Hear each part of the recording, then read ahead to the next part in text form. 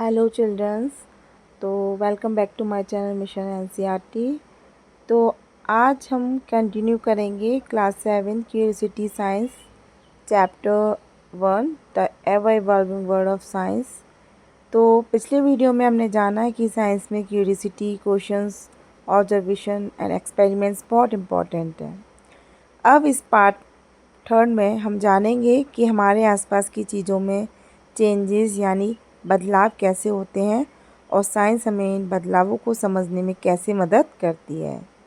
So let's understand this page line by line in very simple Hindi with easy explanation with example. So let's begin. We then move on and play with some electric batteries, lamps and wires to try to find other kinds of properties of materials. तो बच्चों, अब book कहती है कि हम कुछ electric batteries, lamps और wires के साथ एक्टिविटी करेंगे। अब हमें क्या करना है इसमें, ये जो पिक्चर्स दी गए हैं इसमें एक तो वायर के साथ क्या करना है, हमें एक्टिविटी करनी है और लैंप के साथ और इलेक्ट्रिक बैटरीज के साथ। हमारा पर्पस सिर्फ खेलना नहीं है बल्कि ये देखना है कि अलग अलग मटेरियल्स की क्या क्या प्रॉपर्टीज़ होती हैं। प्रॉपर्टी मतलब किसी मटेरियल की खासियत। जैसे कॉपर वायर इलेक्ट्रिसिटी को कंडक्ट कर सकता है, तो जो कॉपर है वो वायर, जो कॉपर का जो वायर होता है वो इलेक्ट्रिसिटी को क्या कर सकता है, कंडक्ट कर सकता है। जबकि कुछ दूसरे मटेरियल्स इलेक्ट्रिसिटी को आसानी से कंडक्ट नहीं करते। तो एक्टिविटी करके हम इन डिफरेंस को खुद ऑब्जर्व करेंगे। What kind of materials do we need to make a lamp glow? अब बुक हमसे एक क्वेश्चन पूछती है कि लैम्प को ग्लो यानी जलाने के लिए हमें किस तरह की मटेरियल्स की ज़रूरत होती है। तो चिल्ड्रंस, यहाँ पे ये एक साइंटिफिक क्वेश्चन है। हम अलग अलग मटेरियल्स को ट्राई करके देख सकते हैं कि कौन सा मटेरियल इलेक्ट्रिक सर्किट में काम करता है। यानी हम केवल आंसर याद नहीं करेंगे, एक्सपेरिमेंट करके पता लगाएंगे।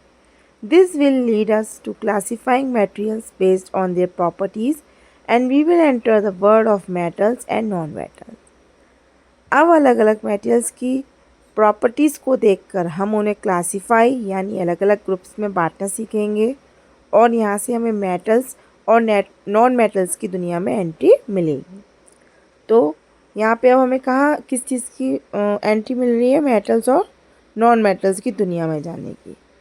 मेटल्स और नॉन मेटल्स की प्रॉपर्टीज़ अलग अलग होती हैं। यानी बच्चों, पहले हम प्रॉपर्टीज़ को ऑब्ज़र्व करेंगे और फिर मटेरियल्स को उनके गुणों के आधार पर समझेंगे। We know from our experience that a torch battery runs out eventually and can't be used again. अब बुक हमारी डेली लाइफ का एग्जाम्पल देती है। जैसे हम जानते हैं कि टॉर्च की बैटरी कुछ समय बाद ख़त्म हो जाती है। जब बैटरी की पावर ख़त्म हो जाती है तो टॉर्च पहले की तरह काम नहीं करती, यानी बैटरी में भी एक तरह का चेंज होता है। We will explore what kind of changes happen around us. अब हम अपने आसपास होने वाले अलग अलग चेंजेस यानी बदलावों को एक्सप्लोर करेंगे। जैसे आइस का मेल्ट होना, है ना, यानी कि बर्फ़ का पिघलना, फ्रूट का राइप होना, बैटरी का ख़त्म होना यानी कि फ्रूट का जो है खट्टा होना और बैटरी का ख़त्म होना। ये सभी हमारे आसपास होने वाले क्या है, एग्जाम्पल हैं। बच्चों, अब एक बहुत इम्पॉर्टेंट कॉन्सेप्ट आता है, some changes can be reversed and others can not be reversed. तो कुछ चेंजेस को हम रिवर्स कर सकते हैं यानी वापस पहले जैसा कर सकते हैं और कुछ चेंजेस को वापस पहले जैसा नहीं कर सकते। एग्जाम्पल है, जैसे आइस को गर्म करने पर फिर पानी बन जाती है, पानी को फिर फ्रीज करें तो वापस वो आइस बन जाती है, आइस फॉर्म में बन जाती है। लेकिन अगर पेपर को जला दिया जाए तो उसे वापस उसी पेपर में बदलना पॉसिबल नहीं है। इसलिए दोनों चेंजेस क्या है, अलग अलग तरह के हैं। ठीक है, अब यहाँ पे जो पिक्चर्स दी गई हैं उनको देख के पता लगाइए। तो यहाँ पर आप पिक्चर देख रहे हैं बच्चों, एक तरफ बच्चे एक्टिविटी कर रहे हैं और दूसरी तरफ रॉक्स दिखाई दे रही हैं। अब आप सोचिए, क्या रॉक्स भी समय के साथ चेंजेस होती हैं? पत्थर जो हैं वो समय के साथ चेंज होते हैं। यस, नेचर में भी बहुत सारे क्या होते हैं, चेंजेस होते रहते हैं। Batteries run out, ice melts into water, fruits ripen, rocks break into pebbles. ठीक है, फिर है, अब बुक हमें एक साथ कई एग्जाम्पल दे रही है, जैसे बैटरी रन आउट यानी बैटरी की पावर ख़त्म हो जाना, आइस मेल्ट्स इनटू वाटर यानी बर्फ़ जो है गर्म होकर पानी बन जाती है, फ्रूट्स रिपन यानी कच्चे फ्रूट्स क्या हो जाते हैं, धीरे धीरे खट्टे हो जाते हैं, पक जाते हैं। ठीक है, तो यहाँ पे ये बताया। और जो रॉक्स होती हैं वो ब्रेक इनटू पेबल्स यानी बड़ी जो पत्थर होते हैं, बड़ी बड़ी चट्टानें होती हैं, वो धीरे धीरे छोटे छोटे पत्थरों या पेबल्स में टूट सकते हैं। तो चिल्ड्रंस, हमारे आसपास हर समय कई तरह के चेंजेस होते रहते हैं। What kind of changes are these? अब बुक हमसे क्वेश्चन पूछती है। अब हमारे दिमाग में ये क्वेश्चन आता है कि ये आखिर किस तरह के चेंजेस हैं। ठीक है, साइंस में हमें सिर्फ चेंज देखना नहीं है, बल्कि ये समझना है कि चेंज क्यों हुआ और किस तरह हुआ। सम ऑफ दिस हैपन और happen faster when things are heated. कुछ चेंजेस हीट यानी गर्मी देने पर होते हैं या बहुत तेज़ी से होने लगते हैं। जैसे आइस को हीट देंगे तो वह जल्दी मेल्ट होकर वाटर बन जाएगी, यानी टेम्परेचर बढ़ाने से कुछ चेंजेस की स्पीड बढ़ सकती है। We will look at how heat flows, whether it is the melting of an ice cube in a glass or the melting of a glacier. अब बुक हमें हीट के फ्लो के बारे में बताएगी। हीट की वजह से आइस क्यूब मेल्ट होकर वाटर बन सकती है।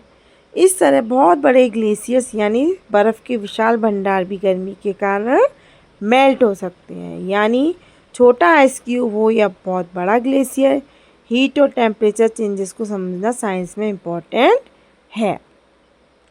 फिर है, water is of course everywhere. बच्चों, पानी जो है हमारे आसपास बहुत जगह मौजूद है। रिवर्स में है, लेक्स में है, ओशियंस में है, क्लाउड्स में है, आइस में और ज़मीन के अंदर भी। इसलिए बुक कहती है कि water is everywhere and with the heat from the sun it evaporates from the seas and falls as rain। तो जब सन की हीट समुद्र और पानी के दूसरे सोर्सेस पर पड़ती है तो पानी इवोपरेट यानी पानी की जो वेपर है वो बनकर ऊपर जाता है। जो पानी है वो वेपर फॉर्म में कहाँ जाता है, ऊपर जाता है। फिर यही वाटर वेपर बादलों जो पानी है वो वेपर बन जाता है। तो फिर क्या होता है, वो वाटर वेपर बन जाता है। तो फिर यही वाटर वेपर जो है बादलों और बारिश की ये प्रोसेस बन जाता है। ठीक है, क्या बन जाता है, एक हिस्सा बन जाता है प्रोसेस का, प्रक्रिया का, काम करने का। और बाद में पानी जो है वो रेन यानी बारिश के रूप में वापस जो है धरती पर आता है, अर्थ पर आता है। और इसे हम वाटर साइकिल से जोड़कर समझ सकते हैं, जैसे कि ये है। ठीक है, तो वाटर जो है वो ऊपर आसमान में जा रहा है, किसकी फॉर्म में, वाटर वेपराइज फॉर्म में। और ये जो बादल होते हैं वो किसकी फॉर्म में हमें नीचे पानी देते हैं, रेन की फॉर्म, उसमें अर्थ पर। फिर नेक्स्ट है, perhaps trickling down into the ground somewhere far away. यानी कि बारिश का कुछ पानी ज़मीन पर रहता है और कुछ पानी धीरे धीरे ज़मीन के अंदर चला जाता है। तो जब बारिश के बाद पानी मिट्टी में धीरे धीरे नीचे जाता है, मिट्टी से धीरे धीरे जाता है मिट्टी के अंदर, तो वह अंडरग्राउंड वाटर का हिस्सा बन सकता है। यानी पानी लगातार अलग अलग फॉर्म्स और प्लेसेस में मूव करता रहता है। लेकिन बच्चों, चेंजेस सिर्फ मटेरियल्स और वाटर में ही नहीं होते।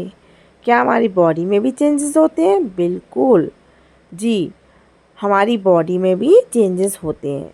अब बुक इसी इंटरेस्टिंग टॉपिक की तरफ हमें लेकर जा रही है। तो बच्चों, आज के पार्ट 3 में हमने जाना कि हमारे आसपास लगातार कई तरह के चेंजेस होते रहते हैं। हमने एग्जाम्पल्स देखे, बैटरी का ख़त्म होना, आइस का मेल्ट होना, फ्रूट्स का रिपन और रॉक्स का छोटे पीसेस में टूटना। हमने ये भी समझा कि कुछ चेंजेस हीट देने से फास्टर हो सकते हैं और वाटर भी नेचर में अलग अलग फॉर्म्स में लगातार चेंज और मूव करता रहता है। और सबसे इंटरेस्टिंग बात, चेंजेस सिर्फ हमारे आसपास की चीज़ों में ही नहीं बल्कि लिविंग ऑर्गेनिज्म में भी होते हैं। जैसे जैसे हम ग्रो करते हैं हमारी बॉडी में भी नेचुरल चेंजेस होते हैं। तो बच्चों, आज के लिए इतना ही, लेकिन हमारी साइंस की जर्नी अभी ख़त्म नहीं हुई है। अगले पार्ट में हम आगे जानेंगे कि लिविंग ऑर्गेनिज्म में कौन कौन से इम्पोर्टेंट लाइफ प्रोसेस होते हैं और प्लांट्स तथा एनिमल्स को फूड कैसे मिलता है।